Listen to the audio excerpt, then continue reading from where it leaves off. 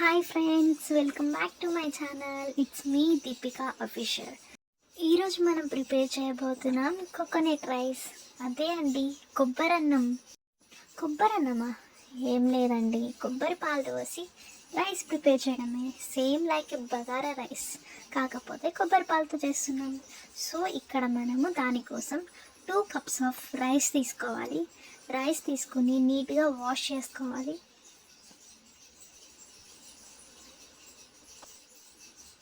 Next మనకి దీనికి కావాల్సిన మెయిన్ ఇంగ్రీడియంట్ కొబ్బరి తీసుకోవాలి. కొబ్బరి తీసుకుని దాన్ని చిన్న చిన్న పీసెస్గా కట్ చేసుకోవాలి. ఇలా కట్ చేసుకున్న పీసెస్ని మిక్సీలో వేసుకొని కొంచెం వాటర్ యాడ్ చేసి గ్రైండ్ చేసుకోవాలి.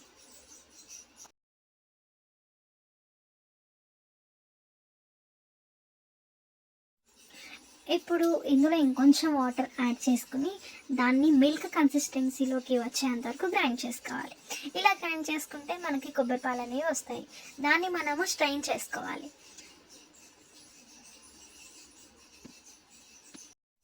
ఇలా ప్రిపేర్ చేసిన పాలని పక్కన పెట్టేసి ఇప్పుడు ఒక కుక్కర్ తీసుకొని అందులో ఆయిల్ వేసుకోండి.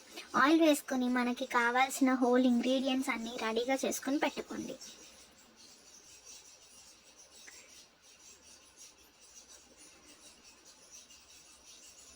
సో ఇప్పుడు ఆయిల్ హీట్ అయిన తర్వాత దాంట్లో హోల్ గరం మసాలా వేసి హోల్ గరం మసాలాని నీట్గా ఫ్రై చేయండి. నెక్స్ట్ కరివేపాకు, పచ్చిమిరపకాయలు యాడ్ చేసుకొని ఒక 2 minutes పాటు ఫ్రై చేయండి.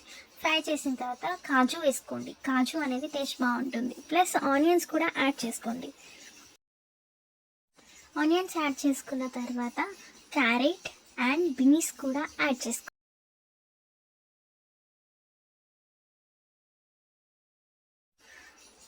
నెక్స్ట్ 2 tablespoons ఆఫ్ సాల్ట్ కూడా యాడ్ చేసుకొని ఫ్రై చేసుకోండి. నెక్స్ట్ ఇంట్లోనే అల్లం వెల్లుల్లి పేస్ట్ యాడ్ చేసుకొని మిక్స్ చేసుకోండి.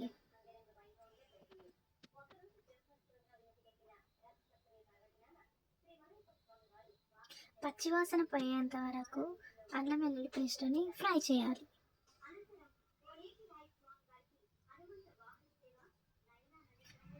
నెక్స్ట్ దీంట్లోనే ధనియాల పొడి అండ్ గరం మసాలా పొడి యాడ్ చేసుకోవాలి.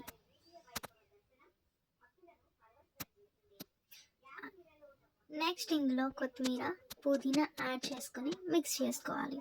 ఒక 2 minutes ఫ్రై చేస్తే కొత్తిమీర, పుదీనా అనేది నీట్గా ఫ్రై అయిపోతాయి.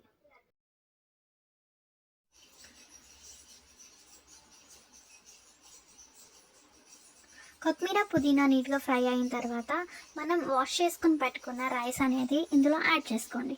యాడ్ చేసుకుని రైస్ని కొంచెం ఆయిల్లో ఫ్రై అవ్వనివ్వండి.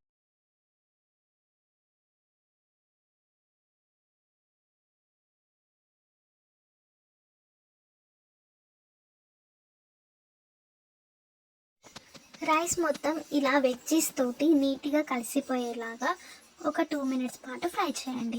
నెక్స్ట్ మనము పక్కన తీసుకుని పెట్టుకున్న కోకోనట్ వాటర్ని ఇక్కడ పోసుకోండి.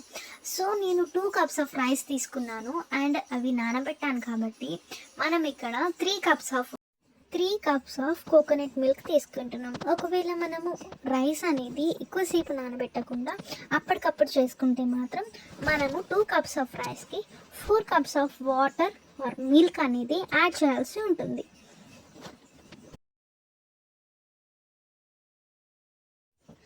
ఫైనల్గా మనం ఇక్కడ కొత్తిమీర అండ్ పుదీనా యాడ్ చేసుకుని దీన్ని మొత్తం నీట్గా మిక్స్ చేసేయండి. అండ్ సాల్ట్ ఏమైనా చెక్ చేసుకోవాలి అంటే ఇప్పుడే చెక్ చేసుకోవాలి. సో నా దాంట్లో సాల్ట్ అనేది కొంచెం తక్కువైంది. సో నేను ఇక్కడ యాడ్ చేసుకుంటున్నాను. కుక్కర్ మూత పెట్టి క్లోజ్ చేసేసి ఒక 3 whistles వచ్చేంత వరకు కుక్ చేసుకోండి. 3 whistles వచ్చిన తర్వాత దాని స్టీమ్ మొత్తం పోయేంత వరకు వెయిట్ చేసి ఫైనల్లీ కుక్కర్ మూత ఓపెన్ చేసి చూడగానే ఇక్కడ మన వేడి కోకోనట్ రైస్ అనేది రెడీ అయిపోయింది. సో దాన్ని నీట్గా మిక్స్ చేసుకోండి. నీట్గా ఒకసారి మిక్స్ చేసేసుకున్న తర్వాత వేడిగా సర్వ్ చేసుకోండి.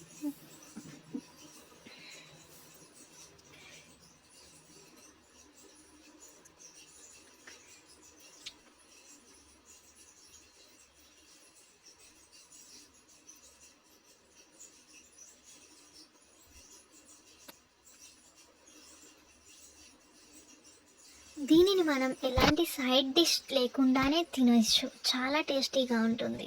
అండ్ ఇది చిన్న పిల్లలకి, పెద్దవాళ్ళకి ఎవరికైనా కూడా ఈజీగా నచ్చుతుంది. ఇక్కడ నేనైతే చికెన్ కర్రీ తోటి సర్వ్ చేసుకున్నాను. Chicken curry and coconut rice combination అనేది హెవెన్ ఉంటుంది. ఖచ్చితంగా మీరు కూడా ఒకసారి ట్రై చేయండి. And thank you so much for watching this video and please do subscribe my channel.